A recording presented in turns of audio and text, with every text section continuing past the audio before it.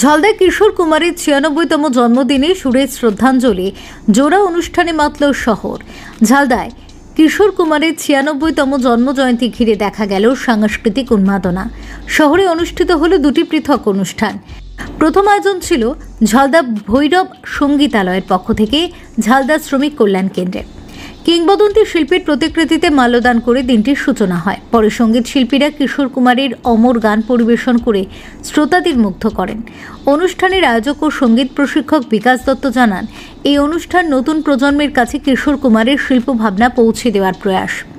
অন্যদিকে ঝালদা ১ নম্বর কমিউনিটি হলে শ্যামল মিশ্র ও শিবম অর্কেস্ট্রার পক্ষ থেকেও আয়োজিত হয় শ্রদ্ধার্ঘ্য অনুষ্ঠান। সেখানে সংগঠনের সদস্যরা সুর সম্রাটের ছবিতে মাল্যদান করেন এবং একে একে জনপ্রিয় গান পরিবেশন করে শ্রদ্ধা নিবেদন করেন। জোড়া অনুষ্ঠান ঘিরে কচিকাঁচার শিল্পী থেকে শুরু করে সাধারণ দর্শকদের অংশগ্রহণ ছিল চোখে পড়ার মতো। শ্রদ্ধার সুর ও আবেগে ভরপুর এই দিনটিকে ঘিরে শহরে ছিল এক বিশেষ অনুভূতি। আনন্দ সংবাদ, আনন্দ সংবাদ, আনন্দ সংবাদ। পুজো ধামাকা।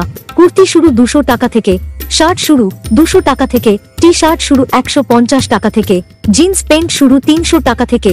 এছাড়াও পাবেন সুলভ মূল্যে বাচ্চাদের আধুনিক ডিজাইনের পোশাক ও শাড়ি। কেনাকাটার সঙ্গে পাবেন উপহার। একবার এসে দেখে যান। Lakshmi collection, main road, Jhalda, Ananda Bazar, জেলা পুরুলিয়া। যোগাযোগ নাম্বার ৭০০১০০০৭৩০৪। গত বছর থেকে আমরা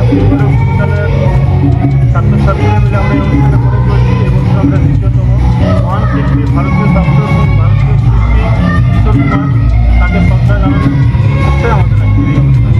এবং ছোটো ছোটো বাচ্চারা আজকাল গান বাজনা করছে, কিন্তু এই ধরনের গান সেই স্টেজ পাচ্ছে না, সে পারফর্ম করে জায়গা পাচ্ছে না।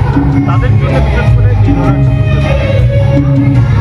আগামী দিনে কি পরিকল্পনা রয়েছে আপনার? আগামী দিনে আমাদের পরিকল্পনা বলতে আমার যে সুবিধার ২০ বছর চলছে আর কি, ২০০৭-২০১৫ আমরা নভেম্বরে একটা বড় আকারে শাস্ত্রীয় সঙ্গীতের উপরে একটা অনুষ্ঠানে করবো।